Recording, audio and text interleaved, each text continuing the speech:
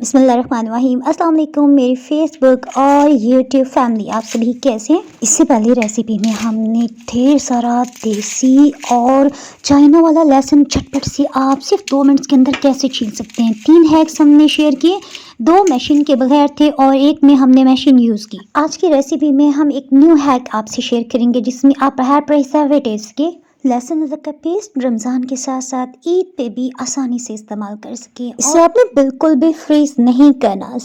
ये रेसिपी ज़बरदस्त से शेयर करने से पहले अगर आप इस चैनल पर नए हैं और मज़ीद रेसिपीज़ और व्लॉग्स देखना चाहते हैं तो ब्लैक सब्सक्राइब के बटन के साथ साथ अगर आप बेल आइकन को प्रेस कर लेंगे ना तो हर नई अपलोड होने वाली वीडियो का नोटिफिकेशन आपको सबसे पहले और फ्री में मिल जाएगा। जनाब 2 दिन पहले आपसे हमने ये जो हैक्स शेयर किए थे ना, इसमें हमने ढेर सारा लहसुन छील लिया था। पाकिस्तान और इंडिया में हमेशा ये मसला है कि रमज़ान आने से पहले ना हर सब्ज़ी फल फ्रूट्स के रेट डबल बल्कि 3 गुना कर दिए जाते हैं। तो जनाब ये हम हमेशा रमज़ान से ना 2-3 दिन पहले बना के रख लेते हैं। छिला हुआ जो भी लहसुन था उसे हमने अच्छी तरह से धो लेने के बाद छलनी में तकरीबन 1 घंटे तक रखा ताकि इसका जो भी एक्स्ट्रा पानी है ना वो निकल जाए। लहसुन अदरक का पेस्ट आप अपनी फैमिली को देखते बना सकते हैं। चाहे तो 1 पाव लहसुन ले लें, 1 पाव अदरक ले लें और चाहे तो आधा किलो ले लें और चाहे तो 1 किलो। बस इसमें ना आपने दोनों की क्वांटिटी मिकदार एक जितनी रखनी है, यानी जितनी अदरक लेंगे उतनी ही आपने लहसुन लेना है। थोम तो हमने ना छान के धो के रख दिया है, उसका पानी ड्रेन हो रहा है। इसके साथ ही हम ना अदरक को भी अच्छी तरह से धो लेने के बाद इसका छिलका उतारें। अदरक को पहले भी हमने धो लिया था, छिलका उतार लेने के बाद दोबारा से लास्ट में धो लेना ताकि इसमें छोटे छोटे से ना छिलके के ज़रात होते हैं वो अलग हो जाए। हल्दी में ना धागे नुमा रेशा नहीं होता, लेकिन अदरक में ना एक धागे नुमा लाजमी आपको बाल बाल से नजर आएंगे। उन्हें कट करने के लिए ना छोटे छोटे पीसेज में आपने लाजमी काट लेना है। रमज़ान के साथ साथ हमने ईद के लिए भी लहसुन अदरक का पेस्ट बनाना था, तो हमने यहाँ पे आधा किलो थोम लिया है और आधा किलो ही हमने अदरक के पीसेस ले लिए हैं।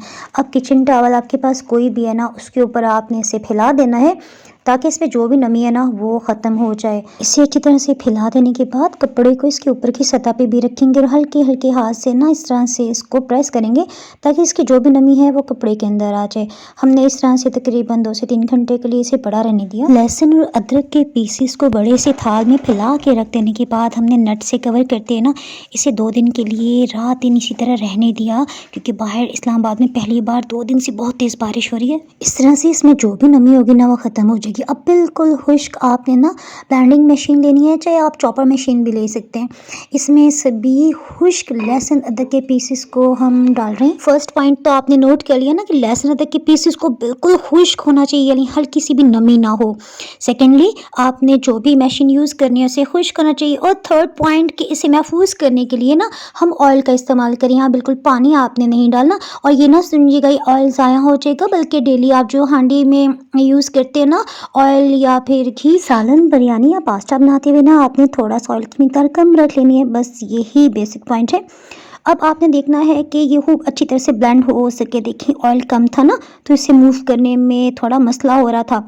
अभी भी देखिए मज़ीद इसमें ऑयल डालने की ज़रूरत है। ज़्यादा ऑयल डालने की वजह से ना ये बहुत अच्छी तरह से ब्लेंड हो सकेगा और इसमें अदरक का जो भी रेशा ना वो टोटली ख़त्म हो जाएगा। अचार में जिस तरह से हम बिल्कुल खुश्क चम्मच का इस्तेमाल करते हैं उसी तरह आपने इसमें बिल्कुल भी गीला चम्मच नहीं डालना। अब आपने इसको जिसमें महफूज करना है ना वो जार या बाटल आपने खूब अच्छी तरह से धो लेने के बाद 3 से 4 दिन तक ना उसको खुश्क होने देना है। उसमें भी हल्की सी भी नमी नहीं होनी चाहिए। रमज़ान से 2 हफ्ते पहले ना मैंने लहसुन अदरक ख़रीद के रख लिया था क्योंकि उसके रेट्स बहुत मुनासिब थे। अब जैसे जैसे दिन करीब आते जाएंगे तो बस ये हमारा अलमिया है कि हम मुस्लिम्स ना इनके रेट्स बहुत हाई कर देते हैं। मे बी बाहर की कंट्रीज़ में ऐसा ना हो, लेकिन हमारे पाकिस्तान और इंडिया में ऐसा ही होता है। प्याज और टमाटर को भी आप ज़्यादा अरसे के लिए किस तरह से महफूज कर सकते हैं इससे मतलब भी मैं रेसिपीज़ डिटेल में शेयर कर चुकी हूँ। उनका लिंक ऊपर आई बटन के साथ साथ नीचे आपको डिस्क्रिप्शन बॉक्स से भी मिल जाएगा। अब आपने ना बस इसमें गीला चम्मच नहीं डालना। डेली खाना बनाते हुए इतनी आसानी हो जाती है ना कि बस झटपट से खाना बन जाता है, बंदा टेंशन फ्री हो जाता है। इसे आपने ना 2 से 3 दिन तक बाहर भी रख सकते हैं। उसके बाद आपने फ्रिज में नीचे वाले हिस्से में जहाँ हम दूध या आटा वगैरह गूंद के रखते हैं ना उस वाले सेक्शन में आपने इसको रखना है। अपनी दुआओं में मुझे ना चीज़ को भी लाजमी याद रखिएगा। आपने इस रेसिपी को ज़रूर बनाना है और फिर मुझे लाजमी कमेंट सेक्शन में फ़ीडबैक दीजिएगा। बेशक रमज़ान के एंड तक दे दीजिएगा कि आपको ये बना लेने के बाद कितनी आसानी मिली। दुआओं में याद रखें। अल्लाह हाफिज़।